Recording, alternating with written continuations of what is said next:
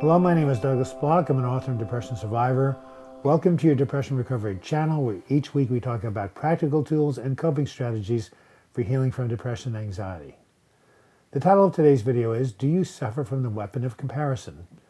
And before we start, I have to tell my regular joke, and this one again comes from Joel Osteen.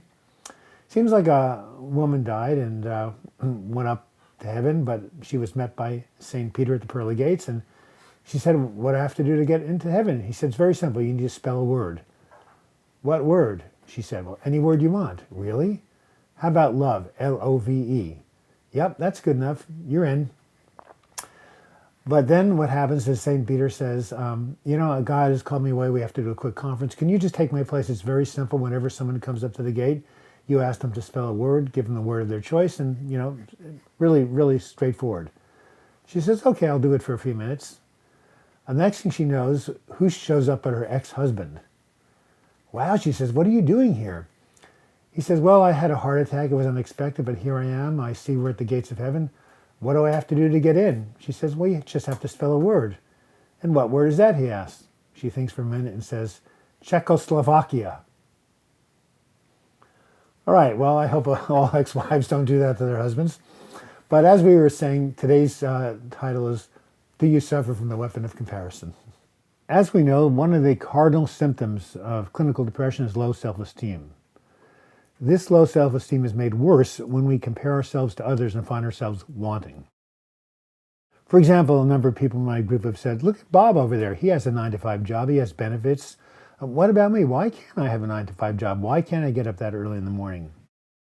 Someone else might say, look at Jim over there. He has everything he wants. He's happy. I just have to struggle to get through the day. That's not fair.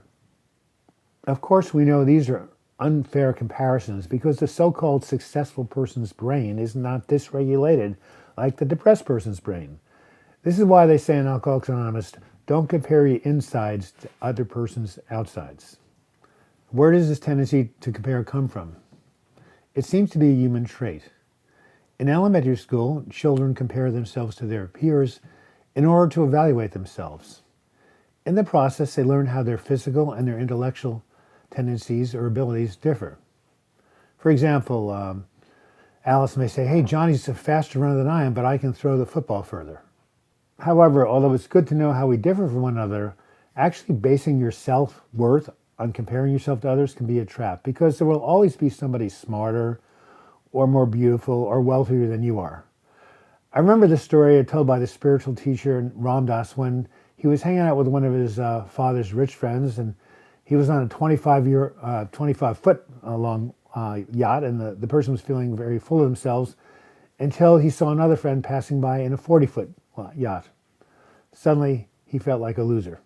Here's an example from my own life. I still remember it as if it were yesterday, actually, because it was so embarrassing. But so during a previous severe depressive episode, I was invited to a potluck dinner, and there I met an attractive woman. She was just hired by the prestigious Reed College. She'd gotten her PhD from Harvard.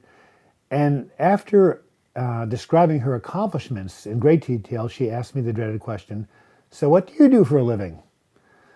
What do? I thought, well, I remember what my father said, always be yourself, Doug, tell the truth. So I told the truth. I said, well, I go to day treatment and I'm on Social Security disability.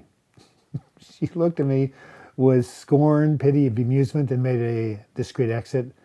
I felt like I had just attended a singles group or a self-help seminar and someone had put a badge on me that said, worthless. Shortly afterwards, I met with my therapist, Pat, who gave me some very helpful advice that's proved to be quite useful.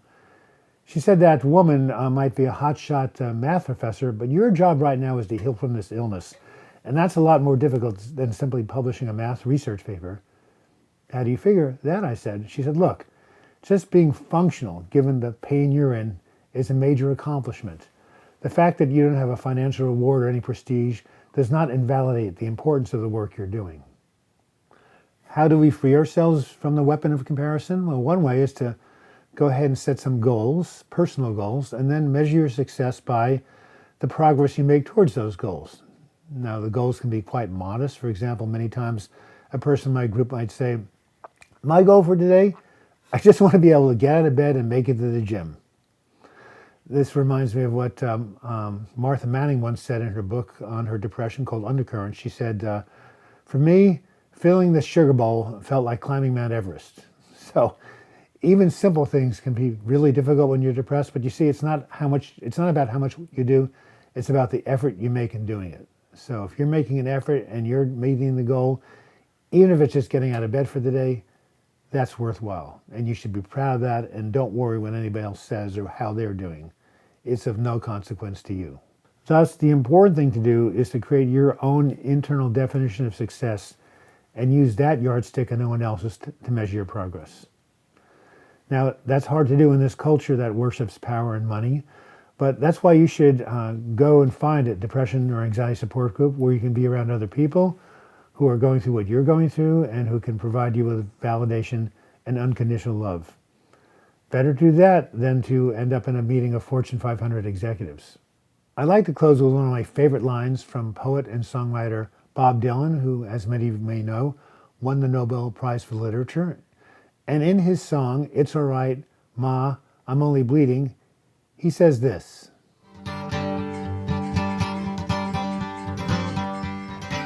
Though the masters make the rules for the wise men and the fools, I got nothing more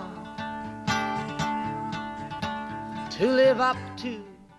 Yes, we have nothing to live up to externally except to love ourselves and be true to ourselves. And if we do that, that's the most important thing. This has been Douglas Bloch. Thank you for watching this video. I hope you enjoyed it. If you did like it, please give it a like. If you have any questions, you can leave the questions in your comment section or email me, douglasbloch@gmail.com. If you'd like to subscribe to this channel, just click the subscribe button that you see. You'll be taken to my page.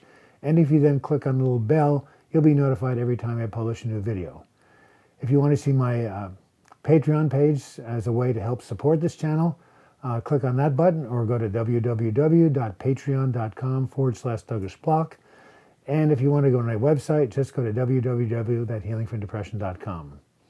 And until we meet again, I wish you the best in your mental health recovery. Thank you so much for tuning in.